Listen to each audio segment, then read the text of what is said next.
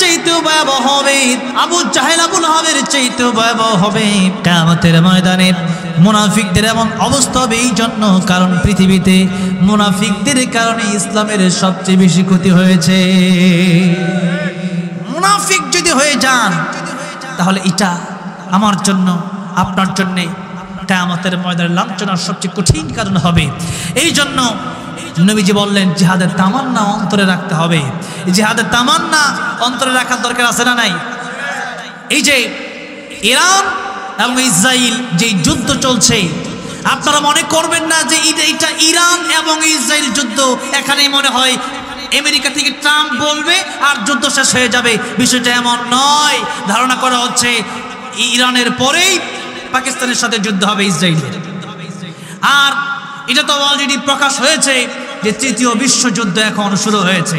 আর নবীজির ভবিষ্যৎবাণী ছিল তৃতীয় বিশ্বযুদ্ধ থেকে গজওয়াতুল হিন্দ হবে। গজওয়াতুল হিন্দ হবে। সেই গজওয়াতুল হিন্দে তাম পৃথিবীর যত মুসলিম আছে 200 কোটি মুসলিম যদি এখন থাকে, আর এখন যদি গজওয়াতুল হিন্দ শুরু হয়ে যায়, একসাথে 200 কোটি মুসলিমদের মাঠে নামতে হবে। যারা মাঠে নামবে না প্রত্যেকেই মুনাফিক হয়ে যাবে। আর এই যুদ্ধে যারা শহীদ হয়ে যাবে প্রত্যেকে আল্লাহর তৈরি জান্নাতে চলে যাবে। এই যুদ্ধে যারা যাবে শহীদ হবে না প্রত্যেকে ইমাম মাহাদির সৈনিক হয়ে যাবে। যেরকম আল্লাহু আকবার। বিপ্লব মানে জীবন দেওয়া বসে থাকা নয়, সে কোনো দিন আসবে না রে করো যদি ভয়। ঠিক না? বিপ্লব মানে জীবন দেওয়া বসে থাকা নয়, সে কোনো দিন আসবে না রে করো যদি ভয়। আসবে বিজয় রক্ত আর জীবনের বিনিময়, আসবে বিজয় রক্ত আর জীবনের বিনিময়। বিপ্লব মানে জীবন দেওয়া বসে থাকা নয়, সে কোনো দিন আসবে না রে করো যদি ভয়। ঠিক কিনা? লড়াইয়ের ওই ময়দানে যেতে তোমাকে হবে, প্রয়োজনে সব রক্তটুকু জমিনে ঢেলে দেবে। তবু তোমায় লড়তেই হবে, মানিবে না পরাজয়। তবু তোমায় লড়তেই হবে, মানিবে না পরাজয়। বিপ্লব মানে জীবন দেওয়া বসে থাকা নয়, সেই কোনো দিন আসবে না রে করো যদি ভয়। ঠিক না? আলাম ইয়ানি লিল্লাযীনা আমানু আন তাখশা কুলুবুহুম লিযিকরিল্লাহ।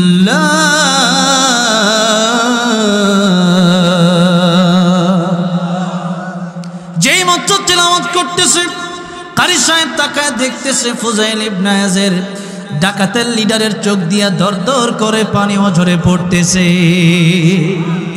যেই মাত্র দেখল ফুজাইল ইবনে ইয়াজের চোখ দিয়ে পানি পড়ে, কারি সাহেবের আর বুঝার বাকি নাই। ওনার অন্তর পরিবর্তন হয়ে গেছে। আজকে মনে হয় উনি তওবা করে ফেলবে। ফুজাইল ইবনে ইয়াজ কাঁদতেছে, আর চোখ দিয়ে বললেন কারি সাহেব আপনার তিলাওয়াতের আয়াতের অর্থ হচ্ছে এখনো কি সময় হয় না ডাকাতি করার? এখনো কি সময় হয় না ডাকাতি ছাড়ার? এখনো কি সময় হয় না চুরি ছাড়ার? এখনো কি সময় হয় না জিনা ছাড়ার? এখনো কি সময় হয় নাই গুনাহ ছেড়ে দেওয়ার? আর কতদিন তুমি বাঁচবে? আল্লাহর ভয় কি এখন অন্তরে ঢোকে না? কবর আযাবের কথা কি তোমার মনে পড়ে না? জাহান্নামের ভয় কি তোমার অন্তরে আসে না? আমার মনে হলো আল্লাহ রাব্বুল আলামিন তোমার জবান দিয়ে যে আয়াত বের করে দিয়েছে, আমার পরিবর্তনের জন্য মনে হয় এই আয়াত তোমার জবান দিয়ে আল্লাহ রাব্বুল আলামিন বের করে দিয়েছে। আমি আর দেরি করতে চাই না, এই মুহূর্তে তওবা করতে চাই। এতদিন পর্যন্ত আমি ডাকাতি করেছি, আজ থেকে আর জীবনে কোনো দিন আমি ডাকাতি করব না। ফুজাইল ইবনে ইয়াজ রাহমাতুল্লাহ আলাইহি সেই রাতে তওবা করেছিলেন। সেই রাতের তওবায় ফুজাইল ইবনে ইয়াজ রাহমাতুল্লাহ আলাইহি এমন ভালো হয়েছিলেন, পৃথিবীর বিশ্ববিখ্যাত আল্লাহর ওলিদের মতো আল্লাহ রাব্বুল আলামিন তিনাকেও একজন ওলি বানিয়ে দিয়েছিলেন। বলেন তো কিসের কারণে এই মানুষটার পরিবর্তন হলো? কোরআনের কারণে। কিসের কারণে? কোরআনের কারণে। তাই আল্লাহ বলছেন ওগো নবীজি ফাযাক্কির ইন্নামা আনতা মুযাক্কির, মানুষকে ভালো করার জন্য আপনি মানুষকে কোরআন থেকে নসিহত করেন, কোরআন থেকে ওয়াজ করেন, তাহলে মানুষের পরিবর্তন হয়ে যাবে। আমি একবার এক চিল্লা দিতে গেলাম সাতক্ষীরা, সেখানে যাওয়ার পরে দেখলাম একজন আমির সাহেব, অনেক মানুষ সেখানে আমার সাথে যারা গেছে আমাকে বলল, হুজুর আমির সাহেবকে কি আপনি চিনেন? আমি বলি না, চিনি না। উনি বললেন গাজীপুর টঙ্গীর আগে ডাকাতের লিডার উনিও ছিল। কেমনে ভালো হইল? টঙ্গীর ইজতেমায় গিয়া ভালো হয়ে গেছে। কোরআনের আলোচনা শুনে জোরে কোন সুবহানাল্লাহ। আজকের এরকম ওয়াজ মাহফিলের কারণে, আজকের ওয়াজ মাহফিল যারা অঞ্জাম দিয়েছেন, এই ওয়াজ মাহফিল থেকে যারা ভালো হয়ে যাবে, জীবনের মর্যাদার গড়ে যাবে। আজকের মাহফিলে যারা আসলেন, আজকের মাহফিল যারা আয়োজন করলেন, আজকের মাহফিল কাল কিয়ামতের ময়দানে আমার আপনার আমল নামায় হতে পারে এমনটা যে জান্নাতে যাওয়ার মতো আমল থাকবে না। কিন্তু যে ব্যক্তিটা আজকের ওয়াজ মাহফিল করলেন, যাদের কারণে ওয়াজ মাহফিল হলো, আর যারা আজকের মাহফিল থেকে জীবনের পরিবর্তন যাদের হবে, কাল কিয়ামতের ময়দানে এদের আমল নামাগুলো আল্লাহ রাব্বুল আমিন তাকে দিয়া জান্নাতের মালিক বানাবেন। জোরে কোন সুবহানাল্লাহ। তাই আল্লাহর নবীকে আল্লাহ বলছেন, ওগো নবীজি কোরআনের ওয়াজ করেন, কোরআনের নসিহত করেন, কারণ লাস্তা আলাইহিম বিমুসাইতির, আপনি দারোগা না। দারোগার কাজ কি? আল্লাহ নবীকে আল্লাহ বলছেন আপনি শাসক নন। তার মানে আপনি শাসক নন মানে এই মানুষগুলাকে পিটাইয়া মানুষ বানানো যাবে না। আপনার লক্ষ্য করে দেখেন আল্লাহর কোরআনের আয়াতের কত বাস্তবতা, কত মিল রয়েছে। এই বাংলাদেশে কত চোরকে জেলে নিয়ে যাওয়ার পরেই যখন একদিন, 2 দিন, 3 দিন, 1 মাস রাখছে, পরবর্তীতে ডাকাত হয়ে বেরিয়েছে, এরকম ঘটনা আছে না নাই? আছে। কিন্তু আল্লাহর কোরআন শুনে দাওয়াত ও তাবলীগের কাজ করে 1 চিল্লা 2 চিল্লা 3 চিল্লা 1 সাল দিয়া মসজিদ, মাদ্রাসা, ইজতেমা, চরমনের ময়দানে, বিভিন্ন বয়ানে আল্লাহর কোরআনের বাণী শুনে সেই সমস্ত ডাকাতরা আবার আল্লাহর ওলিও হয়েছে, এমন ঘটনাও আছে না নাই? তাহলে বলেন তো, এই পৃথিবীর মানুষদেরকে যদি ভালো বানানো লাগে, তাহলে কি মাইর দিলে কাজ হবে না? কোরআনের দাওয়াত দেওয়া লাগবে, কোরআনের দাওয়াত দেওয়া লাগবে। সুতরাং আল্লাহ রাব্বুল আমিন আমাদেরকে বললেন, কোরআন মানো, কোরআন শোনো, পরিপূর্ণ মুসলিম হও। পরিপূর্ণ মুসলমান না হয়ে কবরে যেও না। পরিপূর্ণ মুসলমান আপনি কেমনে হবেন? জীবনে আপনি হাসবেন, এটাও আল্লাহর ইবাদত হওয়া লাগবে। আমার হাসি এটা হবে কার জন্য? আমার কান্না এটা হবে কার জন্য? আমার জীবন কার জন্য? মরণ কার জন্য? ইন্না সালাতি ওয়া নুসুকি ওয়া মাহইয়ায়া ওয়া মামাতি লিল্লাহি রাব্বিল আলামিন। আল্লাহর নবীকে আল্লাহ বলছেন, ও নবীজি বল, আপনি বলেন, ইন্না সালাতি, নিশ্চয়ই আমার নামাজ, ওয়া নুসুকি, আমার কুরবানি, ওয়া মাহইয়ায়া, আমার জীবন, ওয়া মামাতি, আমার মরণ, লিল্লাহি রাব্বিল আলামিন, সে আল্লাহ রাব্বুল আমিনের জন্য, যিনি তামাম পৃথিবীর মালিক, যিনি তামাম পৃথিবীর পালনেওয়ালা। আল্লাহর জন্য সব হতে হবে। সুতরাং নামাজ, রোজা, হজ, যাকাত এটা ইবাদত না। আল্লাহ বললেন, কুলু লিন্নাসি হুসনা, মানুষের সাথে হাসি মুখে কথা বলো, ওইটাও নফল ইবাদতের সওয়াব। জোরে জোরে বলেন সুবহানাল্লাহ। চোখের পানি ছাড়লেন, হাসলেন, এখানে সব পাইলেন। আবার নবীজি বললেন, মান বাকা মিন খাশিয়াতিল্লাহ হারামাল্লাহু আলাইহিন নার। আল্লাহর ভয় চোখের পানি যে ব্যক্তি ছেড়ে দেয়, ওই ব্যক্তির জন্য জাহান্নামের আগুন হারাম হয়ে যায়। তাহলে আল্লাহর ভয়ে কাঁদলে হলো আবাস। কিয়ামতের ময়দানে পৃথিবীর কোনো পানির মাধ্যমে জাহান্নামের আগুন ধরে যাবে না, কিন্তু একমাত্র মানুষের চোখের পানির কারণে জাহান্নাম দূরে চলে যাবে। এই জন্য আল্লাহর ভয়ে কাঁদার দরকার আছে না নাই? তাহলে হাসলেও সব, কাঁদলেও সব। আপনি ব্যবসা করবেন, হাল্লাল্লাহুল বাইআ ওয়া হারামার রিবা। আল্লাহ বলেন, ব্যবসাকে আমি আল্লাহ হালাল করেছি। এখন ব্যবসা, আল্লাহর নবী বললেন 10% রিজিকের ভিতরে 9% আল্লাহ রেখেছেন ব্যবসার ভিতরে। কিসের ভিতরে? ব্যবসার ভিতরে। আর আল্লাহ রিবা, সুদকে হারাম করেছেন। ওয়া হাররামা রিবা, সুদ যারা খায় তারা আল্লাহ এবং আল্লাহর রাসূলের সাথে যেন তারা যুদ্ধ করে। সর্বনিম্ন গুনাহ হচ্ছে মায়ের সাথে জিনা করা, নাউজুবিল্লাহ বলে। তাহলে চিন্তা করেন এই দেশে সুদ আছে না নাই? অভাব নাই, অভাব নাই।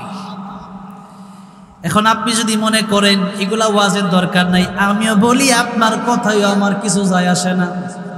দেখেন আল্লাহ বললেন, ও নবীজি মানুষকে ওয়াজ করেন, নসিহত করেন, যদি শুনে তার লাভ, না শুনলে তার ক্ষতি।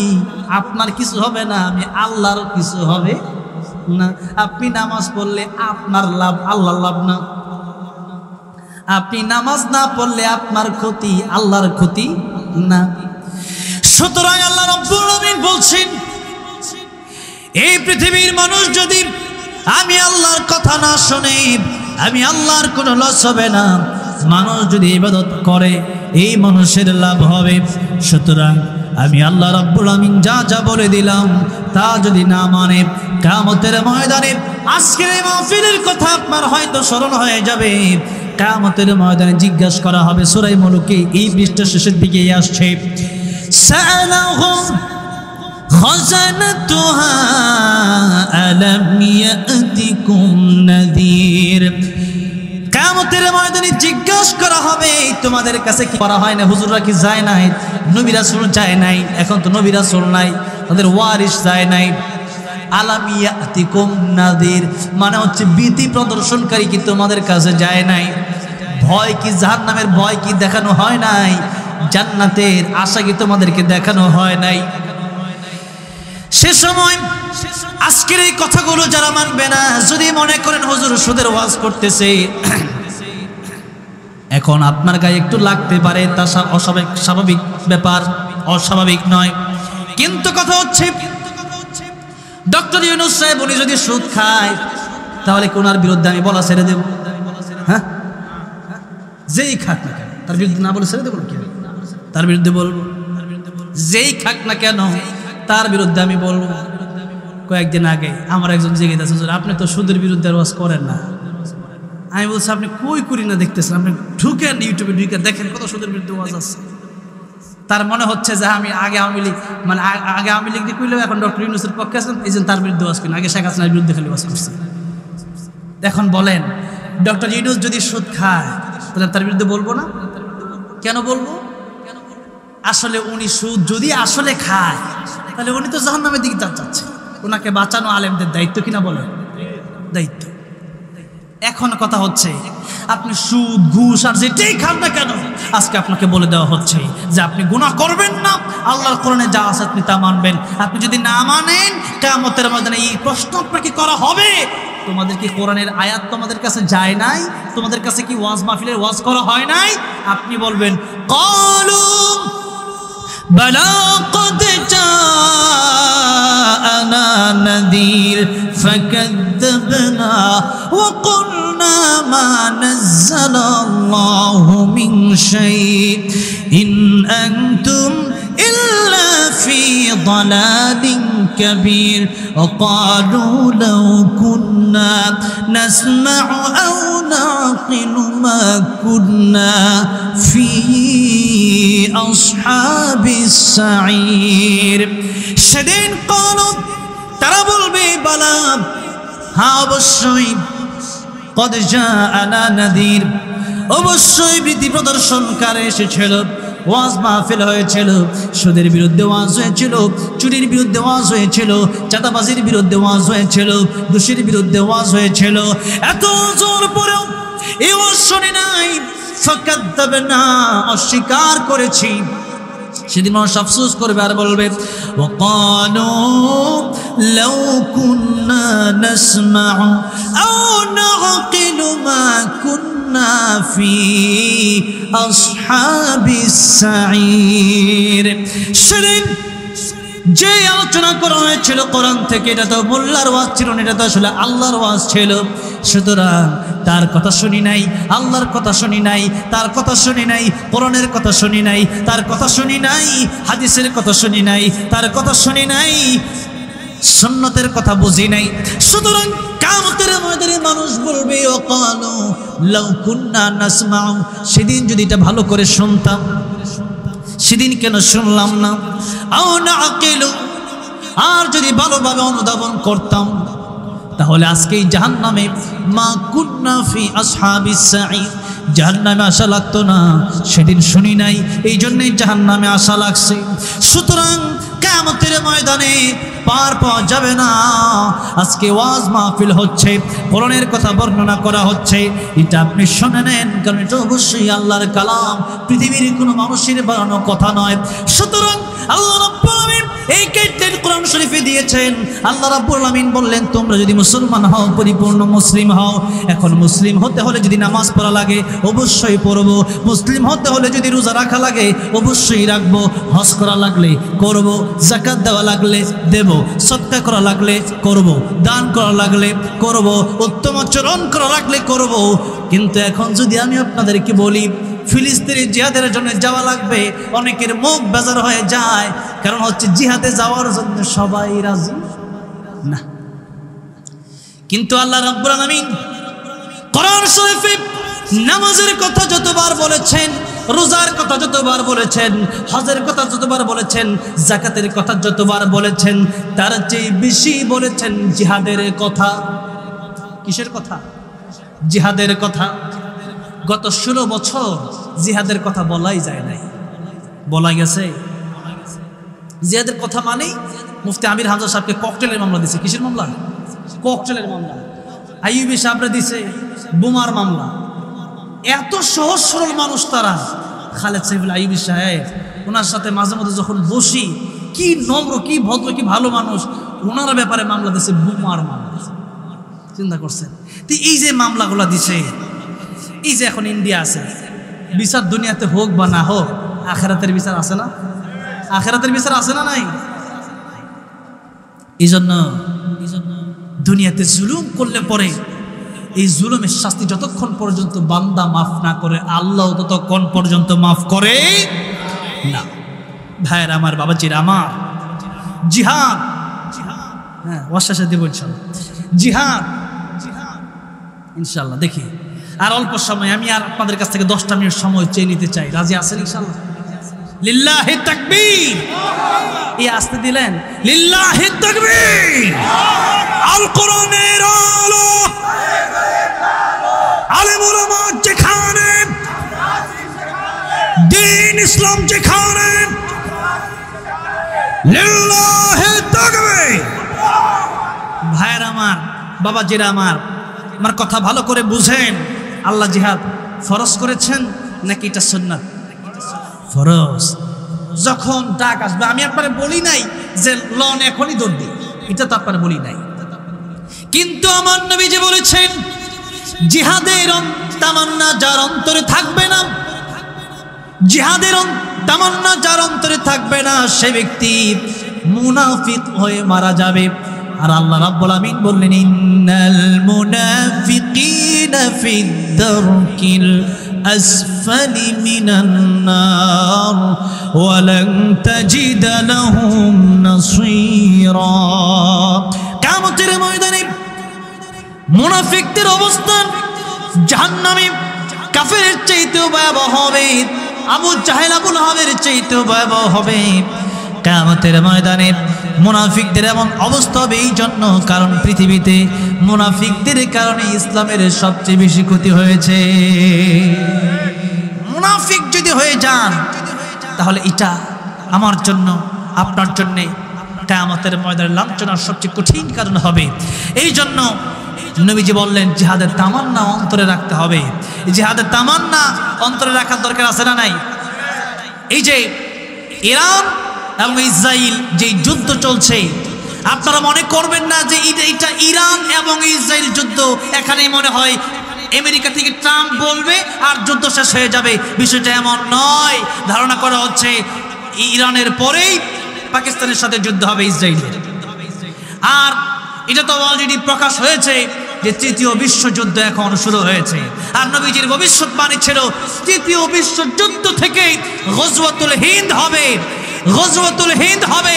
সেই গজওয়াতুল হিন্দে তাম পৃথিবীর যত মুসলিম আছে 200 কোটি মুসলিম যদি এখন থাকে, আর এখন যদি গজওয়াতুল হিন্দ শুরু হয়ে যায়, একসাথে 200 কোটি মুসলিমদের মাঠে নামতে হবে। যারা মাঠে নামবে না প্রত্যেকেই মুনাফিক হয়ে যাবে, আর এই যুদ্ধে যারা শহীদ হয়ে যাবে প্রত্যেকে আল্লাহর তৈরি জান্নাতে চলে যাবে। এই যুদ্ধে যারা যাবে শহীদ হবে না প্রত্যেকেই ইমাম মাহদির সৈনিক হয়ে যাবে। যদি করে আল্লাহু আকবার। সুতরাং কমপক্ষে আমাদের চিন্তা চেতনা আমাদের থাকতে হবে। আমি একটা কথা আপনাদেরকে জিজ্ঞাসা করতে চাই, অনেকে জিহাদ পছন্দ করে না। আমি তাদেরকে বলি, জিহাদ কাদের জন্য? জিহাদ তো মানুষকে মারতে আসে নাই। জিহাদ এই পৃথিবীতে ইনসাফ প্রতিষ্ঠা করার জন্য এসেছে। জিহাদ এই পৃথিবীতে মানুষের হক আদায়ের লক্ষ্যে এসেছে। জিহাদ এই পৃথিবীতে জুলুম থেকে মানুষকে বাঁচানোর জন্য এসেছে। জিহাদ মানে হচ্ছে যে এই পৃথিবীতে আল্লাহ দ্বীনকে বাস্তবায়ন করা, কুফরিবাদকে এই পৃথিবী থেকে চিরন্তরে মুছে দেওয়া এবং নাস্তিক্যবাদকে পৃথিবী থেকে চিরন্তরে মুছে দেওয়া। কথা হচ্ছে জিহাদ। যখন জিহাদের কথা শুনে অনেকে লড়ে চড়ে ওঠে, আমি আপনাদেরকে জিজ্ঞাসা করতে চাই, পুলিশ, র্যাব, সেনাবাহিনী তাদের কথা শুনলে কি কেউ লড়ে চড়ে ওঠে? ওঠে না। কেন? পুলিশ, আর্মি, বিডিআর এই সমস্ত বাহিনীগুলো আমাদের দেশের জন্য বলেন তো দরকার আছে না নাই? ইন্ডিয়া যদি আমাদের বিরুদ্ধে লাগেই কথার কথা, তখন দেশের সেনাবাহিনীর প্রয়োজন হবে কি হবে না? কারণ আপনি যদি গুলির সামনে খাড়িয়া মইরা যান, এই মরার লাভ কি? যুদ্ধ মানে হচ্ছে আপনাকে যুদ্ধের কৌশল জানা থাকা লাগবে। আপনি যদি যুদ্ধের কৌশল না জানেন, যুদ্ধ করবেন কেমনে? আপনি বলেন জিহাদি গিয়া মইরা যাবেন কেন? জিহাদ করে মইরা যাবেন কেন? আগে 100 ফালাইয়া পরে মরতে হবে। তাহলে ওতে লাভ কি? এরা যদি বাইচে থাকে আপনি মইরেই যান, তাহলে লাভ কি? এই জন্য জিহাদের কথা বুঝেন। আল্লাহ রাব্বুল আলামিন জিহাদ ফরজ করেছেন এই জন্য যে একটা দেশ, এই দেশটাকে রক্ষার জন্য সেনাবাহিনী প্রয়োজন আছে না নাই? পুলিশ প্রয়োজন আছে না নাই? র্যাব প্রয়োজন আছে না নাই? একটা দেশ, সামান্য একটা দেশ, এই দেশে আজকে আমি আছি, কালকে কবরে চলে যাব। এই দেশে আমি একদিন থাকবো না, আমি মরে যাব। কিন্তু ইসলাম, ঈমান, এই দেশ থেকে আমি চলে গেলে এটা কোনো আফসোস না। কিন্তু ঈমান হারা হয়ে যদি মরে যায়, ঈমান ফিরে পাওয়া যাবে না। সেজন্য দেশ রক্ষার জন্য যদি সেনাবাহিনী, বিডিআর, র্যাব, পুলিশের প্রয়োজন হয়, তাহলে ঈমান রক্ষার জন্য আল্লাহর দ্বীনের মুজাহিদের প্রয়োজন আছে না নাই? এই জন্য আব্দুল আজাদ রহমতুল্লাহ বলেছিলেন, কি বলেছিলেন? বিপ্লব মানে জীবন দেওয়া, বসে থাকা নয়, সে কোনো দিন আসবে না রে, করো যদি ভয়। ঠিক না? বিপ্লব মানে জীবন দেওয়া, বসে থাকা নয়, সে কোনো দিন আসবে না রে, করো যদি ভয়। আসবে বিজয় রক্ত আর জীবনের বিনিময়, আসবে বিজয় রক্ত আর জীবনের বিনিময়। বিপ্লব মানে জীবন দেওয়া, বসে থাকা নয়, সে কোনো দিন আসবে না রে, করো যদি ভয়। ঠিক কিনা? লড়াইয়ের ওই ময়দানে যেতে তোমাকে হবে, প্রয়োজনে সব রক্তটুকু জমিনে ঢেলে দেবে। তবু তোমায় লড়তেই হবে, মানিবে না পরাজয়। তবু তোমায় লড়তেই হবে, মানিবে না পরাজয়। বিপ্লব মানে জীবন দেওয়া, বসে থাকা নয়, সেই কোনো দিন আসবে না রে, করো যদি ভয়। ঠিক না? সেজন্য জীবনকে বুঝে রেখে আল্লাহর দ্বীনের জন্য কোরবানি যদি মানুষ করতে চায়, এই জীবন হলো সফল জীবন। জান্নাতে যাওয়ার সবচেয়ে সহজ, সবচেয়ে উত্তম, সবচেয়ে সুন্দর রাস্তা হলো আল্লাহর রাস্তায় জীবন দেওয়া। আল্লাহর রাস্তায় জীবন দেওয়া আমরা বুঝি না, আমরা মনে করি এটা অনেক কষ্ট। কিন্তু নবী বলেন, পিপিলিকে কামড় দিলে যত কষ্ট হয় এর চেয়ে বেশি কিছু না, আল্লাহ হালকা করে দেন। আর ফেরেশতারা আয়েশা বলেন, আল্লাহ আপনাকে সালাম জানাইছে। সুবহানাল্লাহ। এটা শুধু শহীদদের ব্যাপারে না, আল্লাহর প্রিয় বান্দা যারা, তাদের জান কবজের সময় আল্লাহর প্রিয় বান্দাদেরকে ফেরেশতা আয়েশা কানে কানে বলে, আল্লাহ আপনার সালাম জানাইছে। সুবহানাল্লাহ। ওই সময় মুমিন বান্দা তার জানটা বের করতে যদিও কষ্ট হয়, কিন্তু আল্লাহর সালাম পাওয়ার সাথে সাথে ওই ব্যক্তি মৃত্যুর যন্ত্রণা ভুলে যায়। আল্লাহু আকবার। আল্লাহর সালাম, এটা কি চারটিখানি কথা নাকি? ডক্টর ইউনূস যদি আপনার সালাম জানায়, আপনি তো খুশি, এই রে বাবারে প্রধানমন্ত্রী সালাম জানাইছে। আল্লাহ যখন সালাম জানায়, মানুষের মনের অবস্থাটা কি হয়? আর যারা আসলেই আল্লাহর প্রেমিক, যারা আসলেই আল্লাহর পাগল, তারা তো আসলে আল্লাহকে জীবনের চাইতে বেশি ভালোবাসে। আল্লাহ বলতেছেন ওয়াল্লাযীনা আমানু আশাদ্দু হুব্বান লিল্লাহ।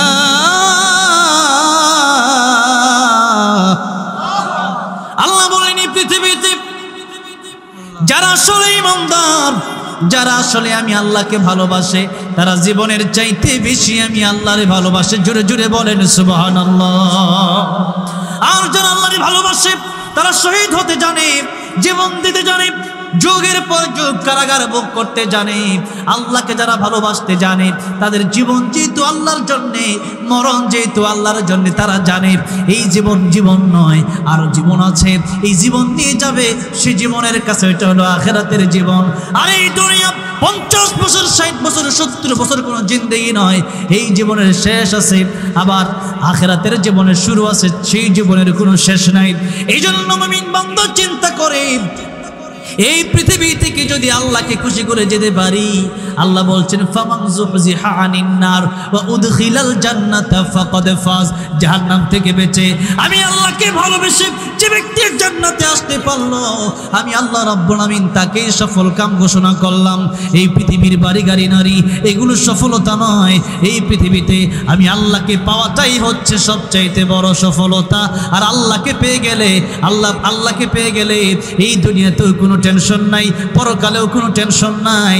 আল্লাহ রাব্বুল আমিন বলেন এমন জান্নাত দেব যা দরকার তাই দেব। যেরকম সুবহানাল্লাহ। হোর দেব, গিলমান দেব, নাজ নেয়ামত দেব, খাওয়া দাওয়ার কোনো অভাব থাকবে না। এই পৃথিবীতে যত নিয়ামত আছে তার চেয়ে কোটি কোটি গুণ বেশি নিয়ামত জান্নাতে দেওয়া হবে। সেই জান্নাতে আমি আল্লাহর দিদারও তোমাদের নসিব হয়ে যাবে। আল্লাহু আকবার। ফামান কানা ইয়ারজু লিকা রাব্বিহি ফালইআমাল আমালান সালিহা ওয়া লা ইউশরিক বিইবাদাতি রাব্বিহি আহাদা। আল্লাহ বললেন যারা নেক আমল করবে, শিরিক মুক্ত নেক আমল, তাদের সাথে কিয়ামতের ময়দানে জান্নাতের ভিতরে যখন তারা যাবে, আমি আল্লাহর সাথে জান্নাতের ভিতরে তাদের দিদার হয়ে যাবে। এই জন্য আব্দুল কাদের জিলানী রাহমাতুল্লাহ তিনি বলতেন জান্নাত ও দোজখ সে ইয়া রব্বি ক্যা করুম, জান্নাত ও দোজখ সে ইয়া রব্বি ক্যা করুম, आरज़ू है मैं तुझसे देखा करूं। আল্লাহ রাব্বুল আলামিন জান্নাত দিয়ে কি করব, জাহান্নাম দিয়ে কি করব, দিয়ে দিও জাহান্নামে। কিন্তু জাহান্নামের ওই কর্নারে দিয়ে দিলেও, জাহান্নামের মাঝখানে দিয়ে দিলেও, আমি যদি তোমার আল্লাহরে দেখতে পারি, আমি জাহান্নামে গেলেও আমি তোমারে দেখার কারণে আমার অন্তর ঠান্ডা হয়ে যাবে। তাহলে জান্নাতের চেয়ে মানে জান্নাত পাওয়ার আশাটা যত ছিল তার চেয়ে বেশি আশা ছিল কারে পাওয়া, আল্লাহর পাওয়া। ইব্রাহিম আলাইহিস সালাম যখন তাকে আগুনের ভিতরে ফেলে দেওয়া হবে, জিবরাইল এসেছিল, মিকাইল বলেছিল পয়গম্বর আপনি বলেন আমরা আপনার আগুন থেকে হেফাজত করি। পয়গম্বর ইব্রাহিম বলেছিলেন আপনারা কেন হেফাজত করবেন, আমার আল্লাহ কি আমার দেখে না? আর আল্লাহ যদি দেখে থাকেন আগুনের ভিতরে যদি আমাকে পড়তে হয়, আমার আল্লাহ যদি তাতে খুশি হয়, আমি ইব্রাহিম একবার কেন দুইবার কেন 1000 বার আমি ইব্রাহিম আগুনের ভিতরে জ্বলতে রাজি আছি। যে নামে ইব্রাহিমের আগুন হলো পানি, আর ডাকার মতো ডাকলে আজও সাড়া দেবেন তিনি, যেমন সাড়া দেবেন তিনি। ও মধুর নামটি মিটাই হতাশার জ্বালা, গলেতে পড়ো ও নামের মালা, ও নামের তুলনা হবে না, হবে না, তুলনা নাই নাই নাই, তুলনা নাই নাই নাই। এসো না আল্লাহর নামে গান গাই, এসো না মন প্রাণ প্রাণ জুড়াই, এসো না মন প্রাণ জুড়াই। আল্লাহু আকবার বলেন, আল্লাহু আকবার, আল্লাহু আকবার বলেন, আল্লাহু আকবার। জবান ছেড়ে আল্লাহু আকবার জোড়ে, আল্লাহু আকবার, আল্লাহু আকবার জোড়ে। তাহলে জবান ছেড়ে দিয়ে বলেন, এই দুনিয়াতে যদি আইন মানতে হয়, এই দুনিয়াতে যদি চলতে হয়, তাহলে আমরা আইন মানব কার? তাবারাকাল্লাযী বিয়াদিহিল মুলক।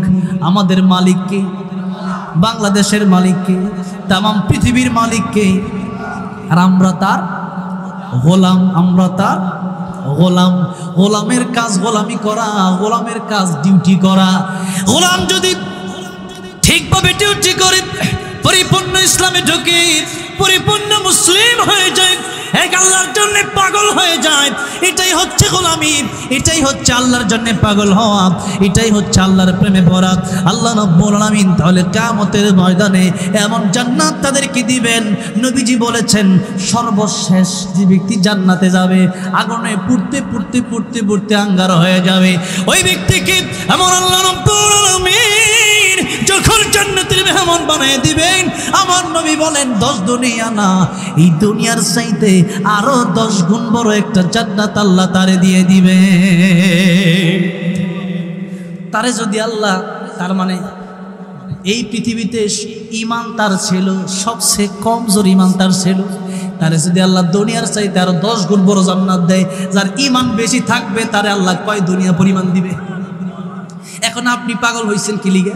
আপনি পাগল হয়েছেন নারায়ণগঞ্জে 2500 এই কান্দাপাড়া একটু জমি লেগে মারামারিতে শেষ করতে করতে জীবন শেষ।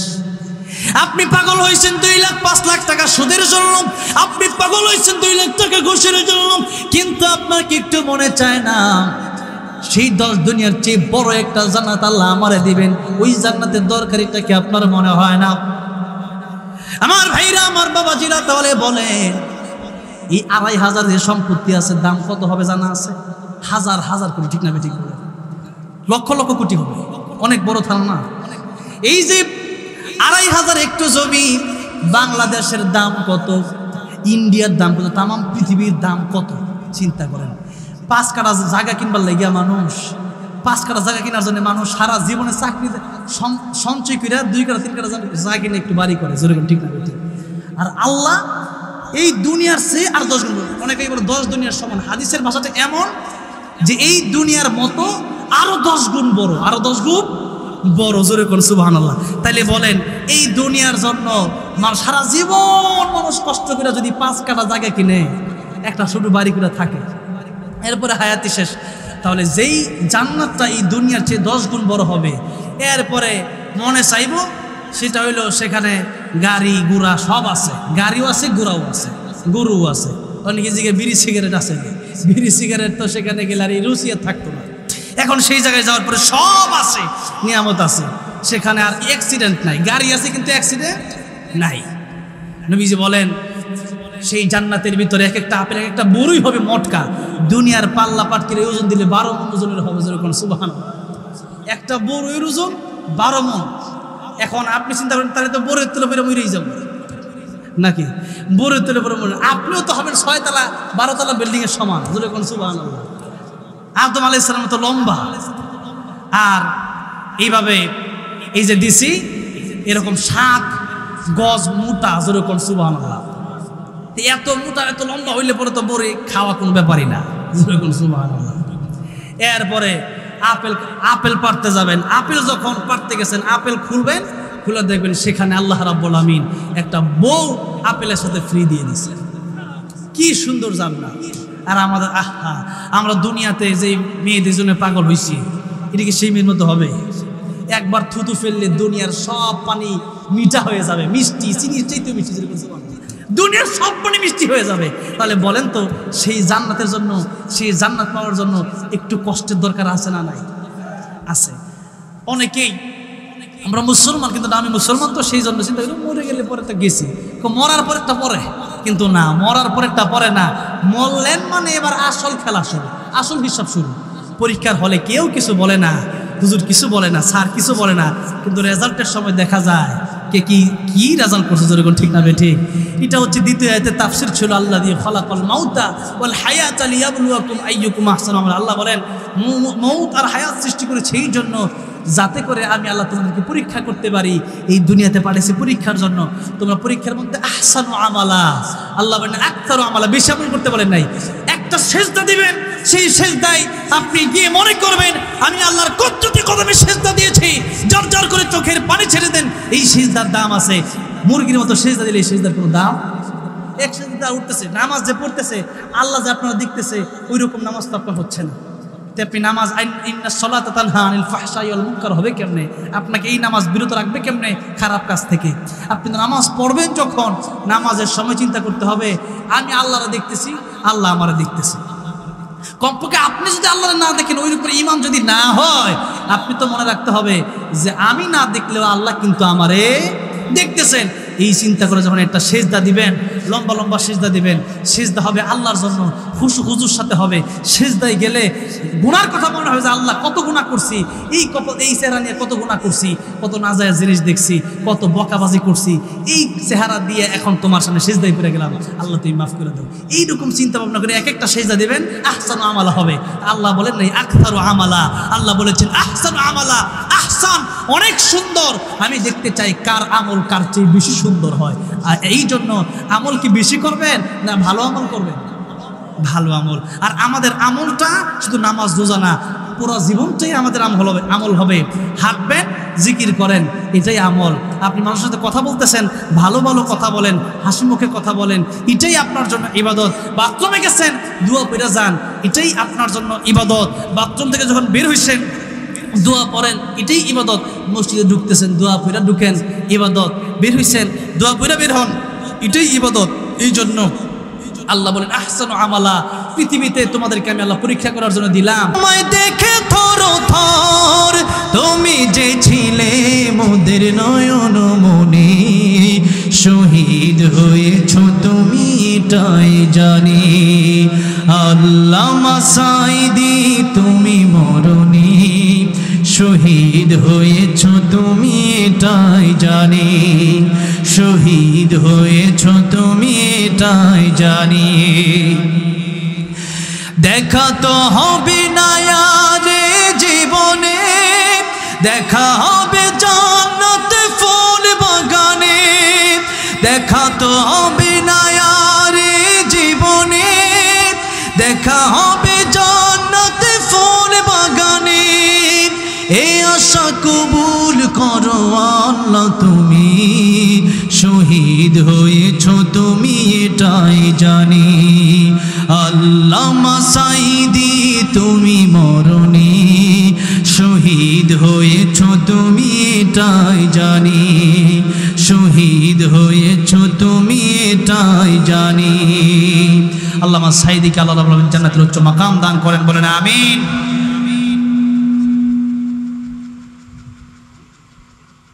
ও মদিনার মাটি এটাও গাইতে হবে। আপনারা শুনছেন? হ্যাঁ, নবীর প্রেমে আমার জীবনের শ্রেষ্ঠ গজল এটা গাওয়ার পরে আল্লাহ রাব্বুল আমিন আমাকে মদিনা যাওয়ার তৌফিক দিয়েছে। আগে বছরে বছরে একবার যাইতাম, আর এখন কিছুদিন আগে একটা ট্রাভেলস থেকে সৌদি থেকে আমাকে ফোন করা হয়েছে। তো এটা একটা খুশির সংবাদ আপনাদেরকে বলি। উনি বলেছেন আপনি চাইলে প্রতি মাসে মাসে আপনাকে আমরা মক্কা মদিনা যাওয়ার ব্যবস্থা করব। যেরকম আলহামদুলিল্লাহ। আমি যখন প্রাথমিকভাবে মক্কা মদিনা গেছি তখন আমার টাকায় আমি যেতে পারি নাই, আল্লাহ রাব্বুল আলামিন অন্য মানুষের টাকায় আমরা নিয়ে গেছিল। আমি মনে করছি যে নবীর প্রেম ভালোবাসা আমার আছে, সেই জন্য আল্লাহ রাব্বুল আলামিন আমাকে যাওয়ার তৌফিক দান করছেন। নবীর প্রেম ভালোবাসা থাকলে পরে টাকা পয়সা এটা ডাজেন্ট ম্যাটার, টাকা পয়সাটা ফেক না। নবীর প্রেম ভালোবাসা থাকলে আল্লাহ তাকে মদিনায় যাওয়ার ব্যবস্থা করে দেন। এই জন্য নবীর প্রেম ভালোবাসা রাখবেন, আর বেশি বেশি করে দুরূদ শরীফ পড়বেন সাল্লাল্লাহু আলাইহি সাল্লাম, সাল্লাল্লাহু আলাইহি সাল্লাম। যে যত বেশি দুরূদ পড়বেন কিয়ামতের ময়দানে সে নবীর তত কাছে যেতে পারবেন। আর নবীর কাছে যাওয়া মানে কোথায় যাওয়া? জান্নাতে যাওয়া। যেরকম সুবহানাল্লাহ। সেজন্য বেশি বেশি সাল্লাল্লাহু আলাইহি সাল্লাম এটা ষোলো দুরূদ শরীফ পড়তে পারবেন না ইনশাআল্লাহ। ডান কাঁধে যখন ঘুমায় পড়বেন, ঘুমে ধরতেছে না। আমার এখন মাঝে মধ্যে রাতে ঘুম হয় না, এই যে ওয়াজ মাহফিল করতে করতে আর রাত জাগতে জাগতে এখন রাতে ঘুম আসে না সহজে। আমি কোরআন তেলাওয়াত ছেড়ে দিই, এটা হচ্ছে একটা আমল। কোরআন তেলাওয়াত ছেড়ে দিলে, আপনি মোবাইল থাকলে কোরআন তেলাওয়াত ছেড়ে দিবেন, আর কোরআন তেলাওয়াত মনোযোগ দিয়ে শুনবেন, দেখবেন আপনার ঘুম অল্প সময়ের ভিতরে ঘুম চলে আসবে ইনশাআল্লাহ। এটা হচ্ছে একটা ঘুমের আমল। আমাদের দেশে অনেক মানুষ ঘুমের জন্য ট্যাবলেট খায়, খায় কি খায় না বলেন? ঘুমের জন্য ট্যাবলেট না খায়া আপনি আজকে থেকে যদি ঘুম না আসে, আপনি মোবাইলে যদি কোরআন তেলাওয়াত, যাদের টাচ মোবাইল আছে ইউটিউবে কোরআন তেলাওয়াত শুনুন, যদি বাট মোবাইল থাকে মেমোরি বইরা তেলাওয়াত ভরে রাখবেন। এরপর আব্দুর রহমান সুদাইসি সাহেবের তেলাওয়াত, মদিনার ইমাম শেখ আইয়ুব সাহেবের তেলাওয়াত, ওনাদের তেলাওয়াত আপনি শুনতে থাকবেন। কারি আব্দুল বাসাত রহমতুল্লাহ তেলাওয়াত আপনি শুনতে থাকবেন, দেখবেন কয়েক মিনিট তেলাওয়াত শুনবেন, কি যে ভালো ঘুম হবে এবং আরামের ঘুম হবে ইনশাআল্লাহ। আপনি আমলটা শুরু করেন আজকে থেকে, ঘুম যদি না আসে। আচ্ছা, এই কথাটা বললাম, এটা একটা আমল। আরেকটা আমল হলো দুরূদ শরীফের আমল, বেশি বেশি করে। কেন? কিয়ামতের ময়দান যখন নবীরে নাফসি নাফসি বলবে, আমার নবী কি বলবেন? উম্মতি উম্মতি। জোরে বলেন ঠিক না? ঠিক। নবী যে সুপারিশ করবেন, নবীর সুপারিশ ছাড়া জান্নাতে যাওয়ার কোনো সুযোগ নেই। আমাদের জীবনে তো গুনাহ আর গুনাহ। তাহলে সেই জন্য আমরা বেশি বেশি সাল্লাল্লাহু আলাইহি ওয়াসাল্লাম, বড় দুরূদ যদি দুরূদ পারি, অনেক দুরূদ আছে, এগুলো পড়বো না, পড়লে সাল্লাল্লাহু আলাইহি ওয়াসাল্লাম বেশি বেশি পড়বো। তাহলে নবীর কাছাকাছি যাওয়া যাবে। আর নবীর দিদার, নবীর প্রেম ভালোবাসা থাকলে, নবীর বেশি বেশি দুরূদ শরীফ পড়লে ইনশাআল্লাহ নবীর দিদার নসিব হয়ে যাবে। আর ঘুমে নবীর দিদার নসিব যার হয়ে যাবে, সে ব্যক্তি জান্নাত তার জন্য ওয়াজিব হয়ে যাবে। আল্লাহু আকবার বলেন। তাহলে বেশি বেশি দুরূদ শরীফ পড়বেন তো ইনশাআল্লাহ। নবীর প্রেম ভালোবাসা থাকলে দিদারও পাওয়া সম্ভব, মক্কা মদিনাতে যাওয়া সম্ভব ইনশাআল্লাহ। সেজন্য ও মদিনার মাটিরে, আমার জীবনে যে এই গজল গাওয়ার পরে মদিনায় যেতে পারছি, এই গজলটা গাই আর পরে মোনাজাত করবো ইনশাআল্লাহ। ঠিক আছে? ঠিক আছে। ও মদিনার মাটিরে সকল সুখ বুঝি তোর কপালে, ও মদিনারে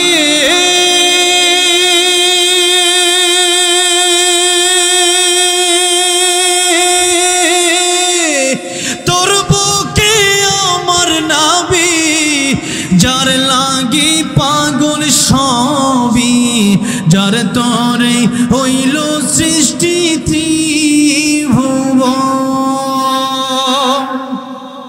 কাঁদি আমি সারাক্ষণে, কখন যাব সেখানে,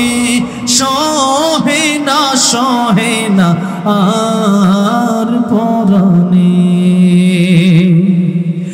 ও মদিনার মাটিরে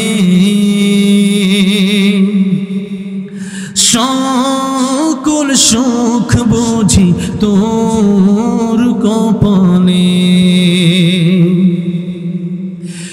ও মদিনারে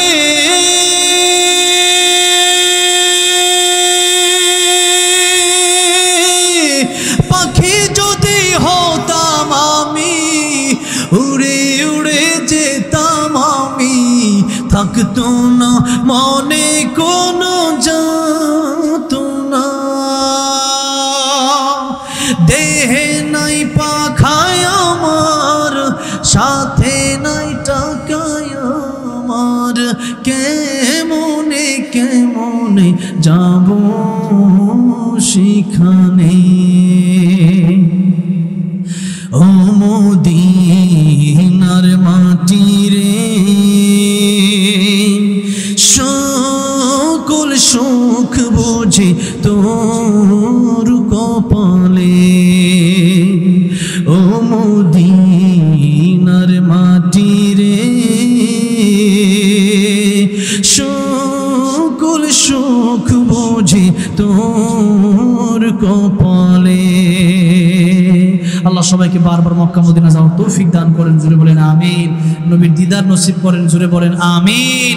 বেশি বেশি আমাদেরকে দুরূদের আমল আল্লাহ করার তৌফিক দান করেন এবং নবীর সাথে আমাদেরকে জান্নাতে যাওয়ার তৌফিক দান করেন, বলেন আমিন। দুরূদ শরীফে সবাই, অনেক রাত হয়ে গেছে, আগামীকাল আবার মাহফিল হবে। সবাই কালকে আসবেন, আজকে যারা আসছেন কালকে যেন পুরো মাঠ ভরে যায়, কালকে যেন ডবল মানুষ হয়, প্রত্যেকে আরো একজন দুজন করে লোক নিয়ে আসবেন ইনশাআল্লাহ।